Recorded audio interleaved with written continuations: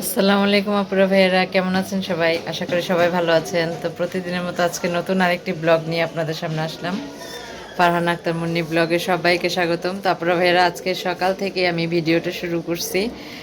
আর হলো গিয়ে দেখেন, আমি আজকে সব কিছু রেডি করছি। আজকে আমার ডেলিভারি ছিল, গত 2 দিন ছিল না।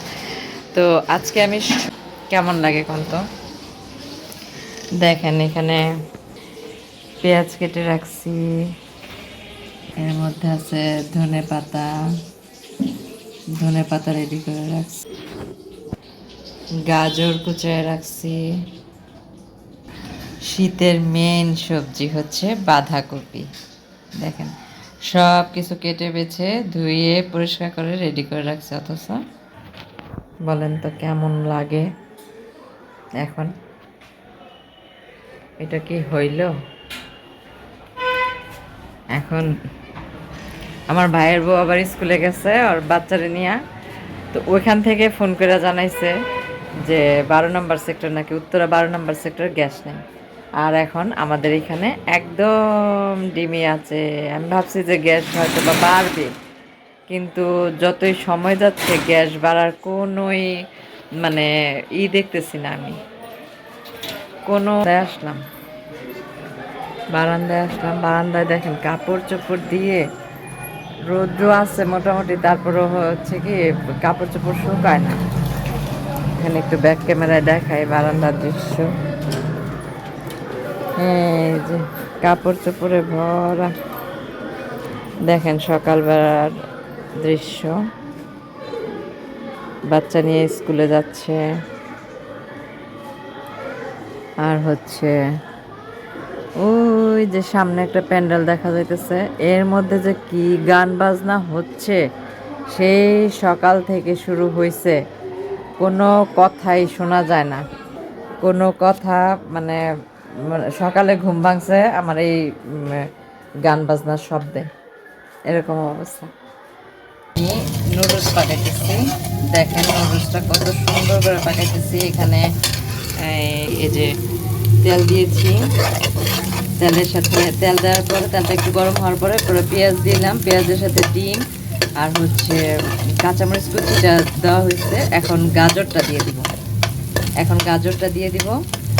তো ডিমটা আমার ভালো করে হয়ে গেছে। গাজরটা দিয়ে তারপরে আগে গাজরটা দিয়ে নিই। গাজরকে কুচায় রাখছি। তো গ্যাস নেই, তো গ্যাসের কারণে আমার একদম তাড়াহুড়া করতে হইতেছে। একদম মানে গ্যাস এই থাকে এই নাই, কি যে একটা যন্ত্রণার মধ্যে আছি। এই যে গাজর কুচিটা দিয়ে দিলাম নুডলসের মধ্যে। গাজরটা দিলে, সবজি দিলে আর কি নুডলসটা খাইতে খুব ভালো লাগে, খুবই ভালো লাগে। এখানে গাজর কুচি দিয়ে দিলাম, গাজরটা আর কি গ্রেট করছি, বাড়া দিলাম। হ্যাঁ দিয়ে দিন পুরোটা। এই যে দেখেন, এখানে গাজরটা দিয়ে দিলাম। গাজরটা যখন একটু হয়ে আসবে, এখন এর মধ্যে আমি নুডলসটা দিয়ে দিব। তো এটা একটু হইতে থাক। এটা যখন একটু হয়ে আসবে তখন নুডলসটা দিব। নুডলস দেওয়ার পরে বাঁধাকপি দিব।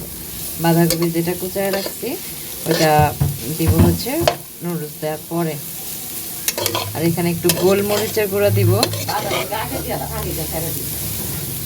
না, আগে দিলে বেশি সিদ্ধ হয়ে যায় বাঁধাকপি দিয়া, নাড়াচাড়া দিয়ে নামায় ফেলামো, বেশিক্ষণ রাখুম না। এই যে এখন আমার গাজরটা প্রায় হয়ে গেছে, আমি এখন নুডলসটা দিয়ে দিব।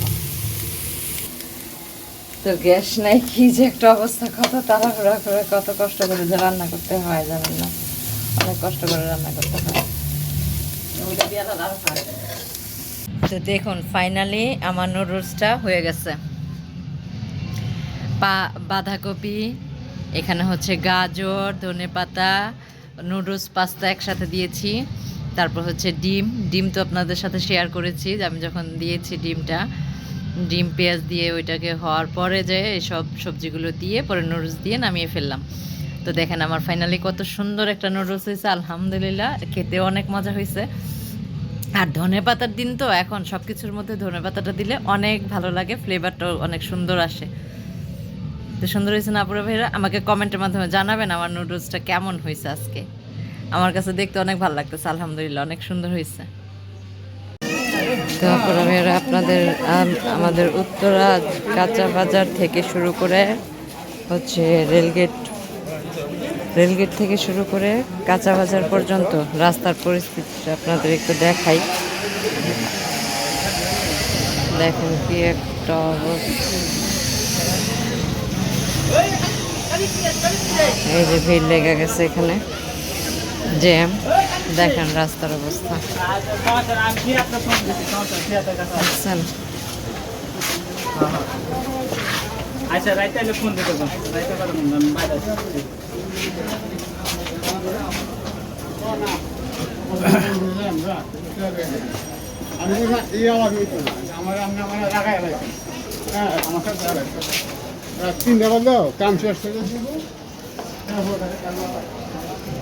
এই হইল দেখেন রাস্তার পরিস্থিতি। এই যে বড় বড় কি এগুলি দিয়া রাস্তা কাটতেছে, কাটা শেষ, এখন ড্রেনের কাজ করতেছে। এই যে এখন কাঁচা বাজারের এদিকে চলে আসছে, মানে ব্র্যাক মার্কেটের এদিকে চলে আসছে ড্রেন কাটতে কাটতে।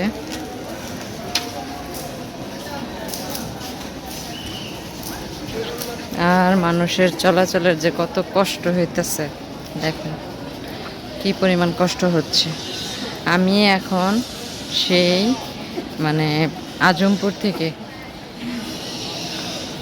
হেঁটে আসছি এ পর্যন্ত, আজমপুর থেকে হেঁটে আসছি। এই যে আমাদের আজমপুর কাঁচা বাজার থেকে আজমপুর রেলগেটের অবস্থা দেখেন, রাস্তার পরিস্থিতি। এই যে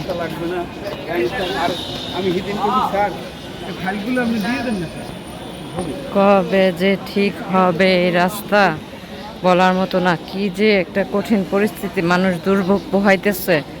তা আলহামদুলিল্লাহ এই যে ড্রেনের কাজ অনেকটাই এগুচ্ছে আর কি, ধীর গতিতে এগুচ্ছে। কবে শেষ হবে এর কাজ আল্লাহ মাবুদ জানে।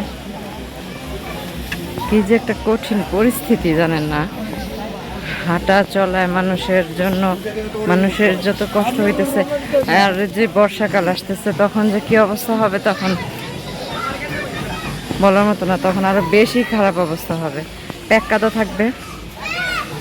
দেখেন বাচ্চারা খেলতেছে, আর সবার সে একই কথা, রাস্তা কাটা।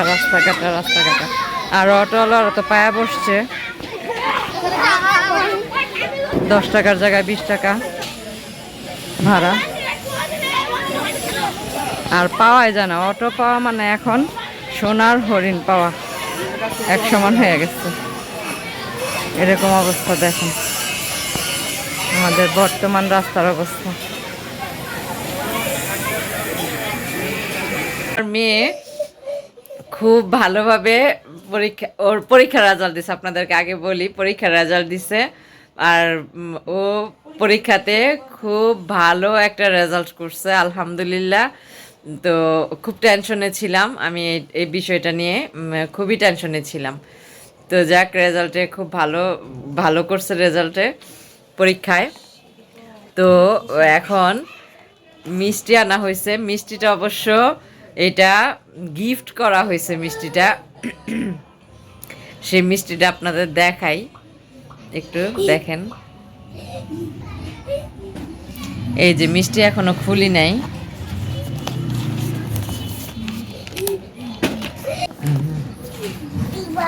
এই যে মিষ্টির প্যাকেটটা, বিক্রমপুর মিষ্টান্ন ভান্ডার,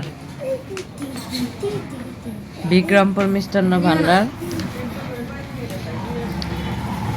তো দাঁড়াও বাবা, দাঁড়াও, সবই তো টুকান লাগবো।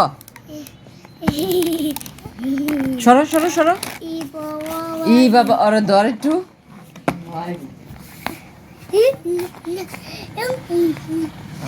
আমার ভাইয়ের ছেলেটা এত দুষ্ট। এই যে দেখেন, কালো জাম তো আমার খুবই পছন্দ, কালো মিষ্টিটা আমার খুব ভালো লাগে, আর সাদা মিষ্টিটা পছন্দ করে আম্মু। তো একটা খাই দেখি। হ্যাঁ আচ্ছা, আমার এক ছেলে আমাকে গিফট করছে, ও পাস করছে আর আমার মেয়েও পাস করছে, ওরা একসাথে পড়াশোনা করে। ওই হিসেবে আমার ছেলে এই আমাকে মিষ্টিটা পাঠাইছে। তো দেখেন আমি আমার ভাইয়ের ছেলে দেখেন কি করতেছে, ও আমার চেয়ে বেশি অস্থির হয়ে গেছে। ও নেন পেকে দিয়ে কি করবি তুই, ইয়াল্লা ফালাই দিতেছে, দেখছেন। দাঁড়াও দাঁড়াও দাঁড়াও আব্বু, তুমি খাবে তুমি খাবে তুমি খাবে তুমি খাবে, একটু দিয়ে যাও।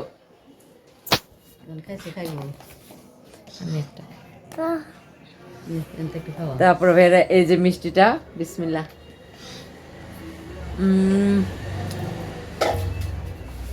অনেক স্বাদ মিষ্টিটা, অনেক